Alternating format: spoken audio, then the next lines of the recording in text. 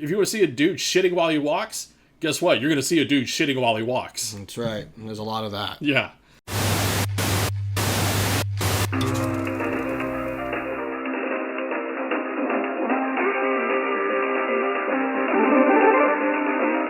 Welcome to Shumkast! Welcome back, guys. We're on 39. 39. That's crazy. It is crazy. That's how these numbers work. Last one was 38. Hence this one is 39. It's a lot of numbers. It is. But I hit 40s. On Monday. Mm-hmm. Yeah. Crazy. But we're pushing 40. Yeah, pushing 40. Love to see it. Yeah. So welcome back. I'm Ash. I'm Shum. So it's been a week since the tragedy last week. Oh, yeah. I mean, that video's uploaded already. Yep, that video was released today while we're recording. Well, yes. The morning, but we're recording at night, so. Yes. But they caught the dude. Oh, yeah, because the dad turned the son in. I know. Because the son admitted it to the dad. Well, apparently the son's boyfriend / girlfriend has also been completely cooperative with. So I've heard. It's been like Discord or something. Yeah, like turned over all the texts and everything. So we'll see what happens. It's still crazy. All the things that have happened in the wake of this has been crazy nutso. It's been a wild ride. Yeah, it's been very interesting to see. It is. But that's not this episode, though. That's not. I just want to do a quick recap because, a lot has happened in the week since we recorded. More info on someone just announced today, but that's for another thing. Yeah. Yeah, it was about a murder case. Oh, shit. Yeah. All right, I guess we'll save that one for later. Yeah. But today, we're going to have a fun episode. So another review episode because we enjoy doing them. Yes. We hope you enjoy watching them, but today we're going to do The Long Walk. It was a long movie, so don't even bother. It's terrible. Just kidding. Yeah, I thought it was like the sequel to The Running Man, so it's like The Walking Man. There you go. I was wrong. It was not. It was not a sequel. It's not. No, it's a terrible movie. You can skip it. All right, that's it. Just kidding. We already did that bit though. Well, you can do it again. Okay. If it ain't broke, don't fix it.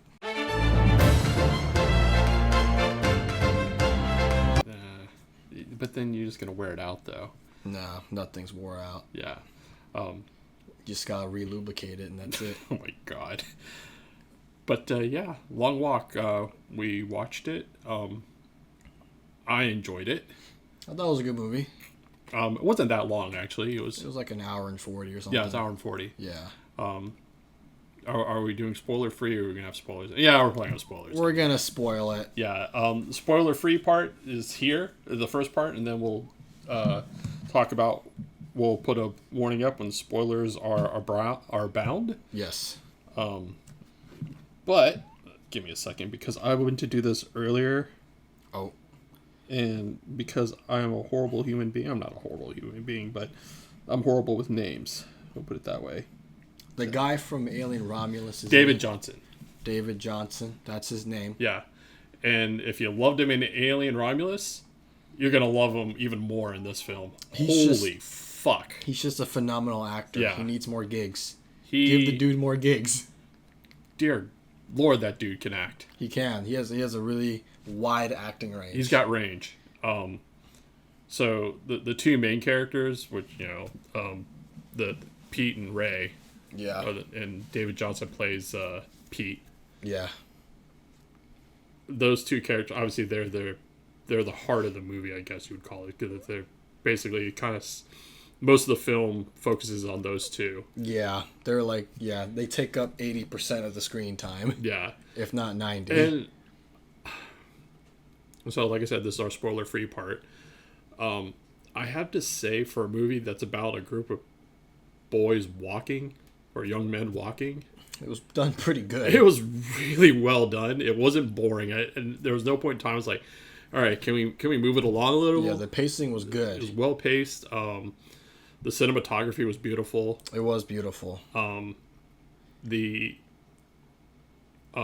deaths surprised me in the sense that they did not hold back. They felt pretty real. They felt real, and you really sympathized for a Yeah. majority of the characters. Yeah. I think all of them. I pretty much. With the exception of one. And we'll get that in the spoiler part. No, I understood where he was coming from. I think if we're talking about that one character. Yeah, we'll get to that when we get to our spoiler part. The thing I loved most about the film is that you can't place the time of it, like when it takes place. Yeah. And the way it was shot and the way they set the film in terms of like vehicles that are used in the film, locations and everything,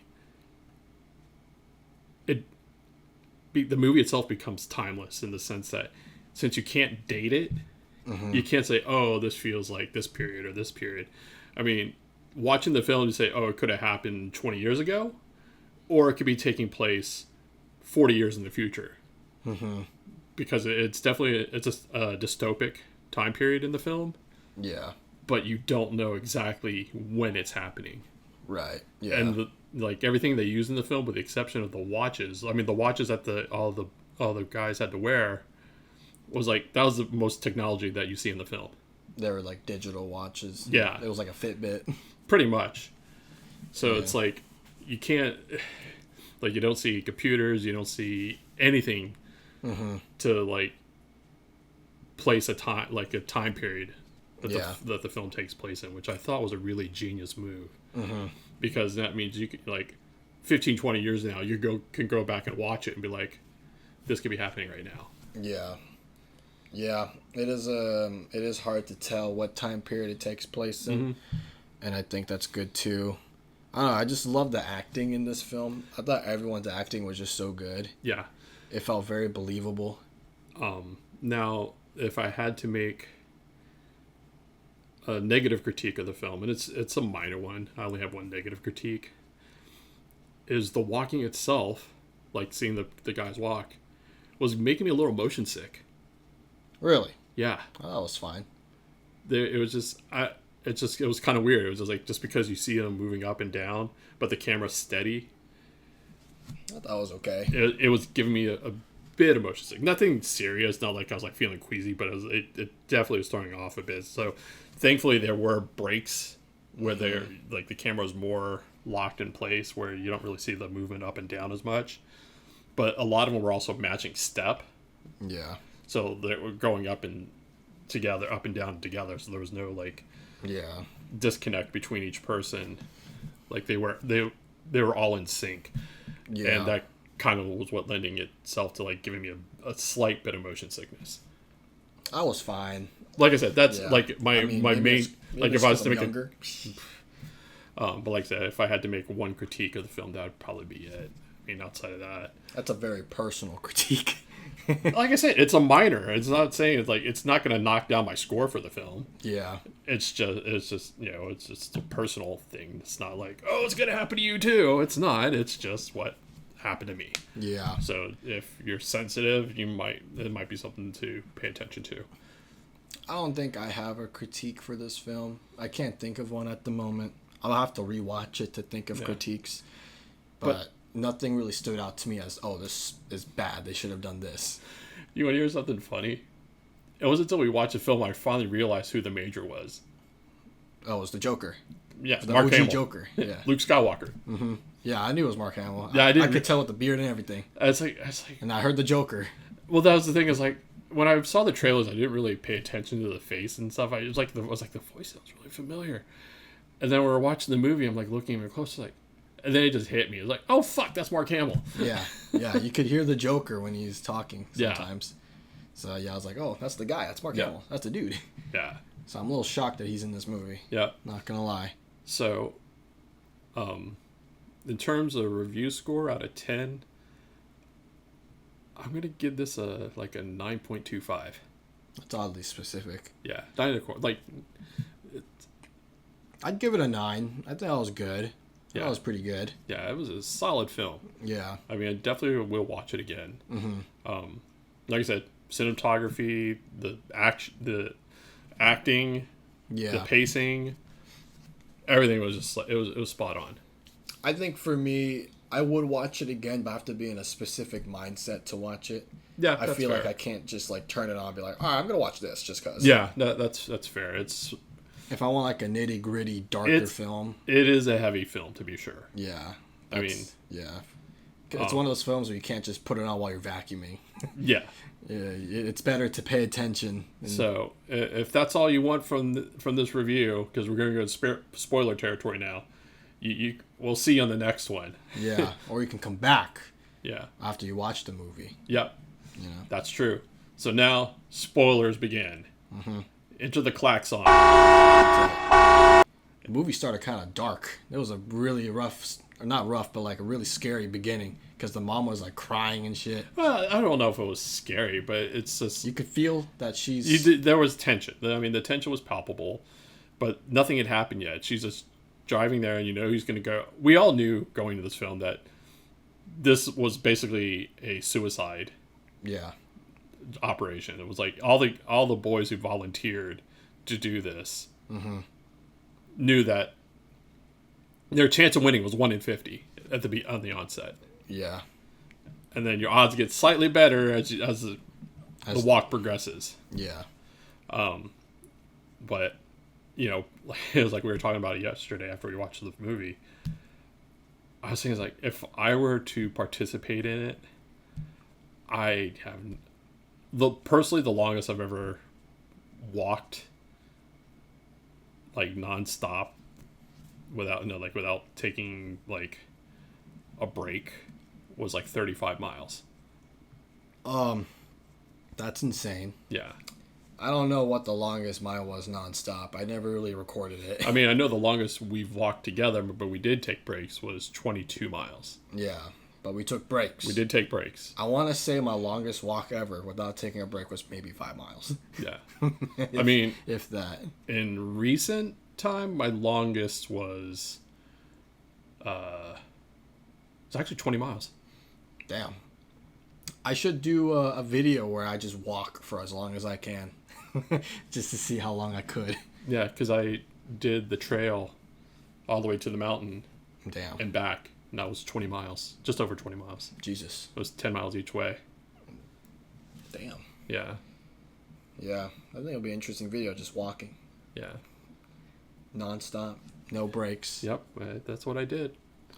And, you know, I maintained a speed of over 3 miles per hour. Yeah, I wouldn't be able to win this challenge. I'm not going to lie.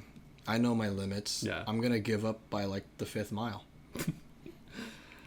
But yeah, that's... I mean, I felt super bad for the first kid that died. Oh, yeah. Like, he was, like, wrong place and you shouldn't have been there to begin with. Like, what the fuck were you thinking? He wasn't the kid from 28 years later, was he?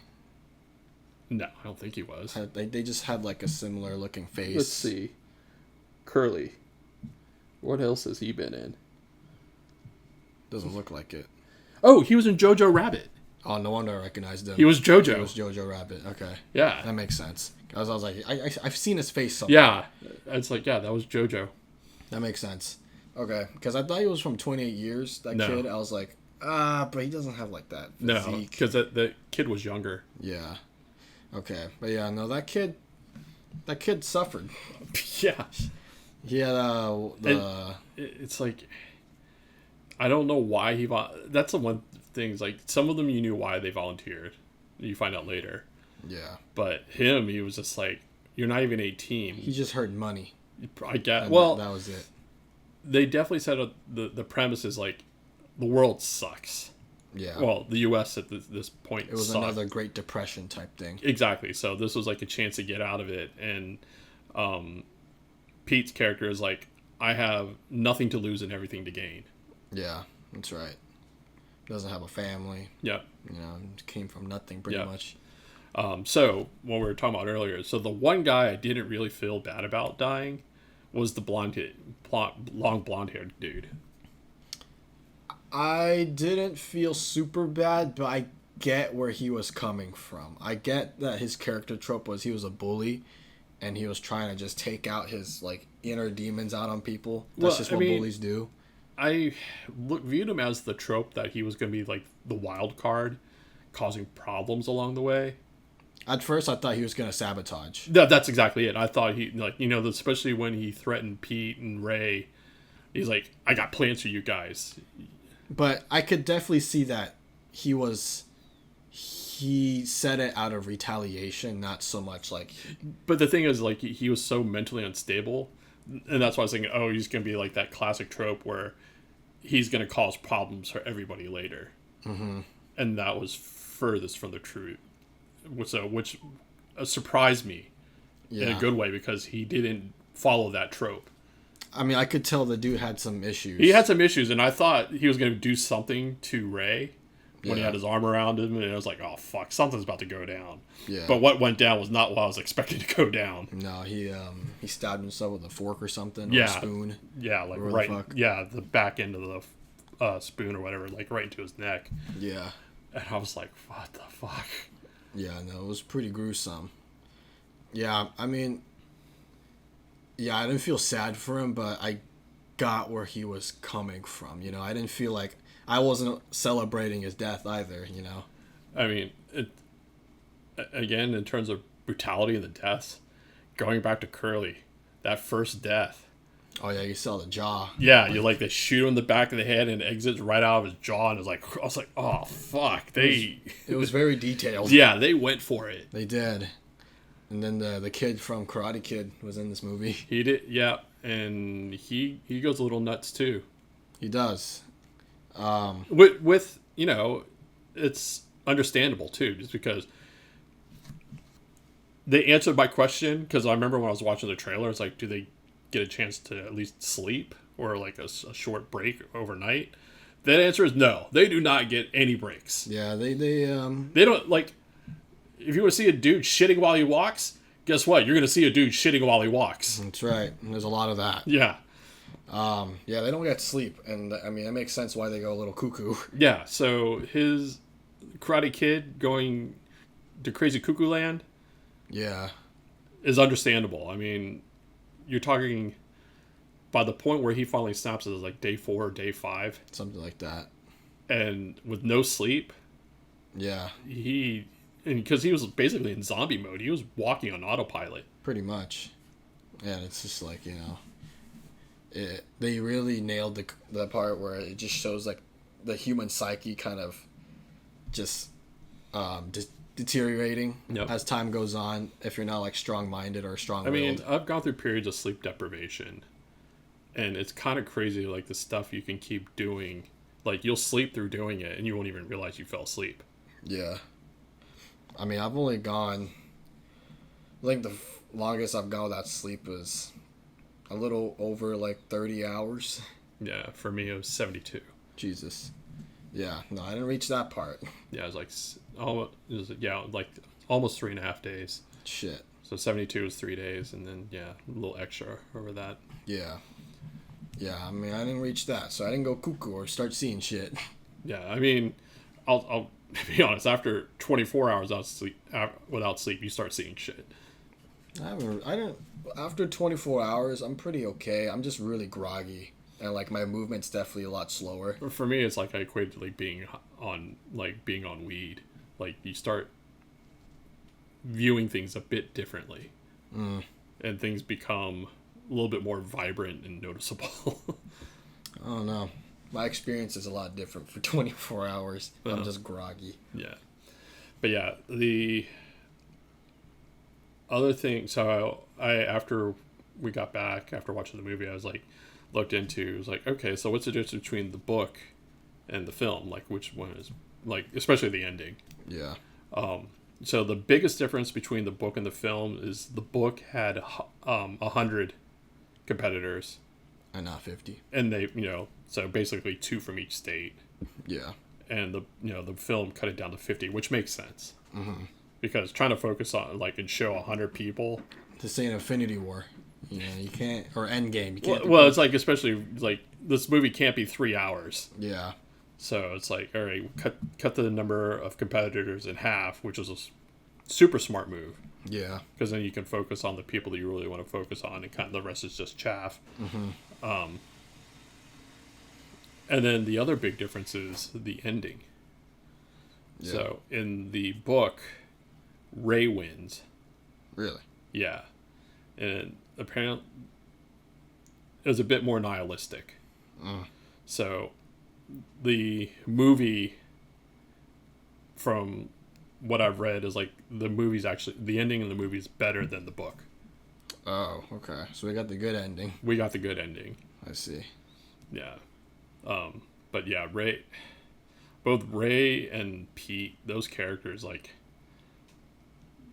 Pete was definitely the most interesting character. I mean, Ray was interesting too. I thought Pete was the best character, in my opinion. Yeah.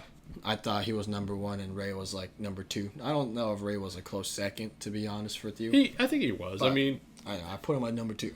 I mean, they both, like, when they were talking about, like, after Curly got shot, he was talking about, it was like, hopefully it'll get easier as we go on.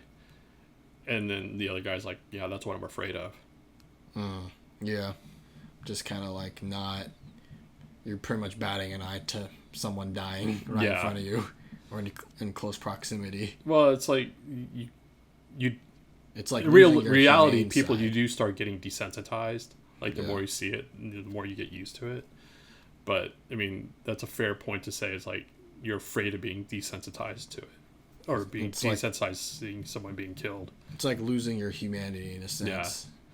Yeah. The other thing, too, which I really appreciate, is, like, you have, like, certain spectators along the route. Oh, yeah. And then, like, you have those two kids on the bikes. They just witnessed a guy die. Yeah, and, like, everyone's like, you don't want to see this. Yeah. Like, that was the Christian guy. Yep. I forgot his name. I forgot his name, too. But, yeah, everybody, like, all the acting was really solid in this. Like, I can't get over it. It was really good. Like, all the characters, they felt believable. Yeah. No, it was a very, like, rooted, like, character development, acting-wise. It just felt like you're there. Mm-hmm. It feels like you're the spectator in all this, too. Yep. Like, you're the one watching them on the sidewalk. Yeah. And the ending did not go the way I thought it was going to go. I had a feeling he'd do that. I mean, after he watched his friend, after Pete watches Ray die, I kind of had an inkling, but leading up to that, I thought Pete was, like, originally when Pete just, like, stopped and let Ray keep going. Oh, you thought Pete was gonna die? I thought Pete, well, because Ray lives in the book. Yeah. And Pete's the one that dies. Yeah. So I thought, okay, they're gonna follow the book ending, at least to that part. But there's like, nope, I'm going to come back. And the fact that he called him his brother, that you knew that was going to motivate Pete to get back up. Right, yeah. He literally said, you're my brother. And I was like, fuck. And that's what killed him. It's not what killed him. He wanted to let Pete win because he felt Pete was the better person. Because he did have, like good intentions with, like, the wish and, like, what he's gonna do with the money and all that. He was gonna spread positivity. Yep. I think it was like something about like an orphanage or whatever. Like, just helping kids. Yep, helping kids that are, like, in a situation that he was, and not letting them go through what he went through growing up. Yeah, because Ray was all in it for revenge. That was Ray, it. Yep, just vengeance. Yep. And and then Pete wanted to talk him out of it. Yeah. Pete's like, no, you do not. Taking someone's life is not something you should take lightly. Yeah. With some wise words. It is. But then, when you witness someone, your best friend dying right in front of you, you get angry. Your new brother. Yeah. You get a little angry. Yeah. And then rage just kind of makes you do stuff. Yep. That you might not want to do. Yep. So what do you think? What do you find was the most brutal death? Most brutal? Yeah. I thought the spoon one was pretty brutal, or like the utensil. For me, it was the dude that tried climbing on the tank. Oh, that one was pretty brutal too. I forgot about that one. It's like he climbs on the tank, they knock him off. The tank runs over his legs and crushes him. Yeah. And then they're still saying, you need to get moving. Yeah, you instead of like putting him out of his misery right then and there because they knew he's not gonna be able to walk anymore. They let the dude suffer first. They're like, you gotta get up. Yeah. Start walking 3 miles. Like second warning, third warning, final warning. Okay, now we're gonna kill you. Yeah, exactly. I'm like, what the fuck? That is kind of crazy. Dudes were sadistic as hell. They are. Yeah, no, that was a pretty brutal death too. But I don't know, just something about like having metal, like utensil, just go up your throat. That just looks painful. I mean, it was self-inflicted, so I guess, but it just doesn't seem like a fun way to go out either. Neither was the tank. I mean, he went out on his own terms. I suppose. Think about it like that. I suppose, but I mean, the guy that tried to climb on the tank, you know, He just wanted out. yeah. I mean, he had it coming. He should have known that's gonna happen. Yeah. They're not gonna let you ride on the damn tank. Well, then the other guy that like when they got to the town, tried to make a run for it. Oh yeah, he got gunned down. And that's the funny thing is like, the ones that just stop, they usually just get one bullet. Yeah. The ones that try to ram are just like, bop, bop, bop, bop, bop. Hey man, no warnings for them. You Oh, know, no. they're trying to run away. Once you cross that line, that's it. All bets are off. I mean, that's what they said. Oh yeah, they lay down the rules at the onset, and they're like, okay, these are your rules. Exactly. You run out of line, you're dead. Yeah, You donezo. You maintain a speed of 3 miles per hour. You get 3 warnings, and your warnings each warning resets after an hour. Mm-hmm. So 3 warnings. That means you have to walk for 3 hours before your plate gets, or your slate gets wiped clean. Yep. Yeah, I wouldn't survive this. No, you know, I wouldn't even attempt it. Yeah, I know my odds. I'll be the first one out. you'd be Curly. Um. Curly went out after like 7 miles. Yeah, but he got like what, a leg cramp or something. Charlie horse. Yeah. I don't know. My leg would start cramping, but my feet would definitely be tired. Well, that's the other thing too. It's like wearing proper footwear.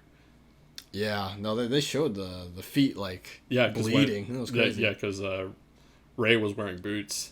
Yeah. And this like walking nonstop for what was it? I think at that point he had walked like over 270 miles. Yeah. And the heel came off the boot, and he's like, "Yeah, you need to take them off, or it's gonna slow down your pace." Pretty much. But you know, they showed like the feet bleeding and like just showing it pretty much. Yeah, because the blisters and everything. Yeah. Yeah. Actually, the other brutal scene in the movie, the uphill climb. Yeah. Well, Wasn't the guy's ankle like dragging? Oh, that was he. So that was the dude that wanted to become a writer. He wanted to write about the walk if he wins. Yeah. And during the uphill, he ends up severely spraining his ankle. Yeah. And then he's been walking with the sprained ankle. And to the point where he broke it though. Yeah. Like he's literally walking on the ankle itself. Like you see his foot bent in. Yeah. And I'm like, fuck. That's painful. That, I mean, credit where credit's due. He kept walking with that for like another, I want to say at least 50, 60 miles. I don't know how that guy did it. I don't know how he did it either. I mean, you're talking about willpower. That's true. All that adrenaline. Yeah, that determination. But eventually that wore off and he's like, I can't do it anymore. He probably gave up when the adrenaline stopped going. Honestly, I would have stopped as soon as like my ankle gave out going on that uphill. Adrenaline's a funny thing. It is, but adrenaline doesn't last that long. For him it did, clearly. Apparently. He was able to go 50, 60 miles with that thing. Yeah. But I think that's all I have on my end. How about you? That's all I got. Yeah. I said all my thoughts. Yeah. And prayers. Yeah. So how about you? Did you watch it? Did you enjoy it? What did you think about the film? Was it good? Are you going to go on a long walk? You got to try and walk like 300 miles or something nonstop? You going to like and subscribe? Are you going to hit that bell? You better. You know, leave a comment? Or else I'm going to make you do that long walk. All 300 miles, baby. With no money.